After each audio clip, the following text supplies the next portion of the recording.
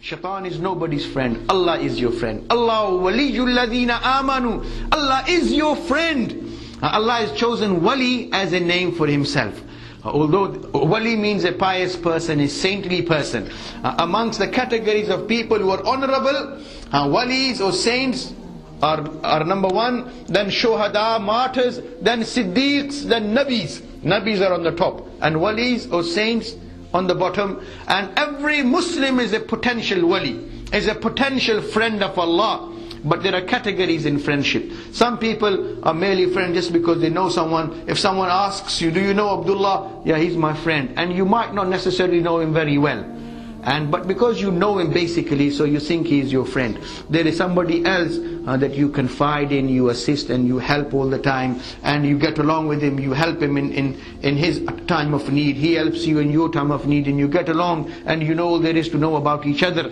Similarly with Allah, a person who believes in Allah is also a friend of Allah. But there are then those who do 24/7 whatever Allah wants them to do, and mashallah, at whatever opportunity they get, they try and do things and say things and mashallah and behave in a manner which pleases Allah, and they become so dear to Allah and so close to Allah that Allah becomes a true friend. To an extent, it says in hadith, لا يزال عبدي يتقرب إلي بالنوافل حتى أحبه فإذا أحببته كنت سمعه الذي يسمع به. And Allah says, I'll take him to be my friend and my beloved. And then when that stage comes, then I become his eyes with which he sees, his ears with which he listens, and with his legs with which he walks. وَلَئِنْ سَأَلَنِي لَأَعْطَيْتُهُ وَلَئِنْ اسْتَعَاذَنِي لَأُعِيذَنَّ. Then whatever he asks me, I give him. And when he seeks my refuge, I grant him. This is a true friend of Allah. Because Allah is a friend of the believers. But the Nabis are the highest. But Allah hasn't given himself the name Nabi, because Allah wanted to bring Nubuwwat to an end. So if Allah had named himself a Nabi, then one day, because Nubuwwat was destined to come to an end, so one of Allah's attributes would have come to an end, which can't happen. But Wali means a friend. So Allah will continue to be friend of the believers till Qiyamah and beyond. Allah's friendship will never come to an end. Allah will never betray his friends, because Allah is a real and a true friend and a loyal friend. And so Allah waliyul ladina amanu. Allah wants us to be his friend. Allah wants to extend that friendship to every believer. But it's up to the believers. It's up to the believers how close and dear a friend they want to be with Allah. And the closer they are to Allah, and the dearer they are to Allah, يُخْرِجُهُم مِّنَ الظُّلُمَاتِ إِلَى النُّورِ. Allah will lead them from darkness into light. And when you're in the light, you know what's good, what's bad, what's harmful, what's useful, who your friend is, who your foe is, who's your enemy. Now you can tell, you're living in light. So a true believer, Allahu Akbar, he never gets cheated.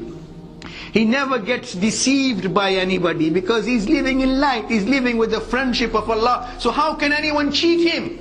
And he says, اتَّقُوا مِنْ فِرَاسَةِ الْمُؤْمِنِ فَإِنَّهُ يَنْظُرُ بِنُورِ اللَّهِ. Fear the understanding, the wisdom of a believer, because he sees with Allah's nur. Allah blesses him with special understanding, special insight. Allahu Akbar. And then that person, just when you see something good in light, you appreciate good things. So a true believer, when Iman is in the heart, he appreciates all good things. He likes doing good things. He likes talking good. He doesn't like talking rubbish. وَقُلْ لِعِبَادِي يَقُولُ الَّتِي هِيَ أَحْسَنُ. Allah says, tell my servants, and they should speak what is good. So he likes speaking good things.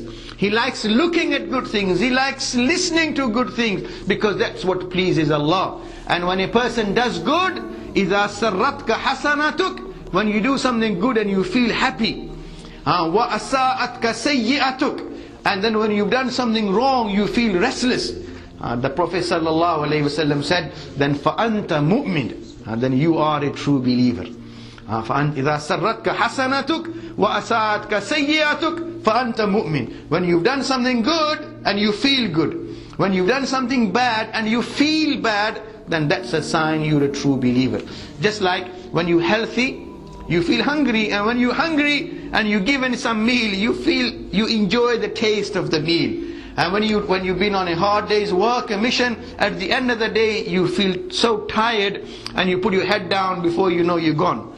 So eating good, sleeping good, they are signs of good health.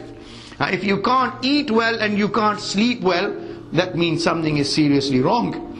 A normal healthy person, he will enjoys a nice meal, and this is Allah's rahmat, Allah's fazl. Allah has made this life so wonderful for us.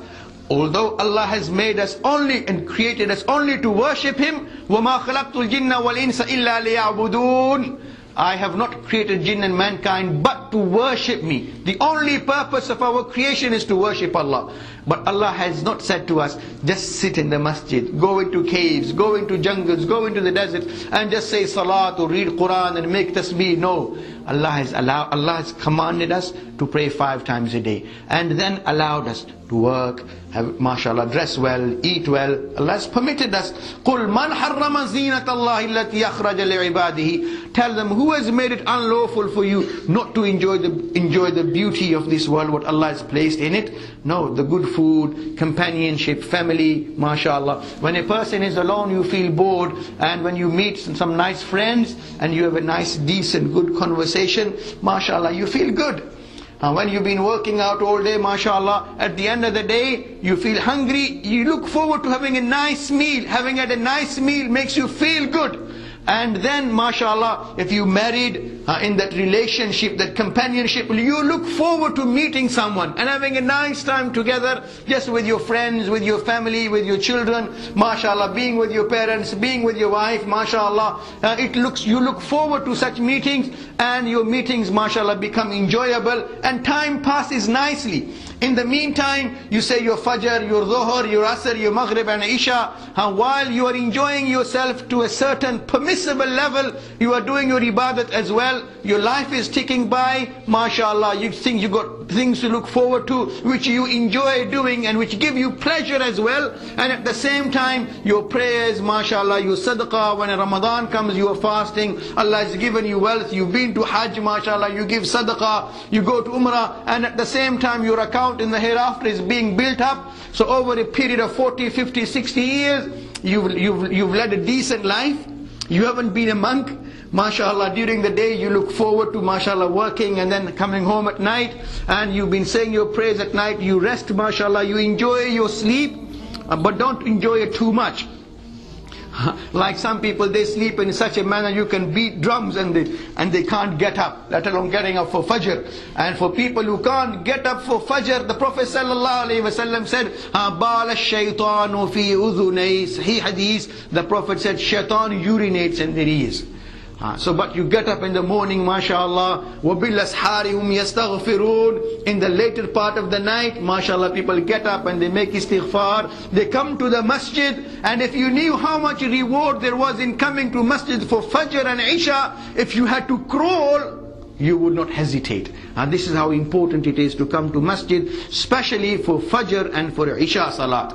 So I was saying, over a period of 40, 50, 60 years, mashallah, a person, Allah has blessed him, mashallah, he has breakfast in the morning, before that he's prayed his Fajr, breakfast, he goes to work, mashallah, he's been working hard now, he feels hungry, lunch, and he prayed his Zuhr as well, and he thanked Allah, then he's worked his day, mashallah, full day shift, comes home, mashallah, meets his family, children, mashallah, on the day of Qiyamah, the first thing which will be placed in the scale pan, it won't be your prayers, it won't be your Hajj or your Jihad. The Prophet ﷺ said, the first thing which will be placed in the pan of scales on the day of Qiyamah will be the sadaqah, or the expenditure which a person would have spent upon his family.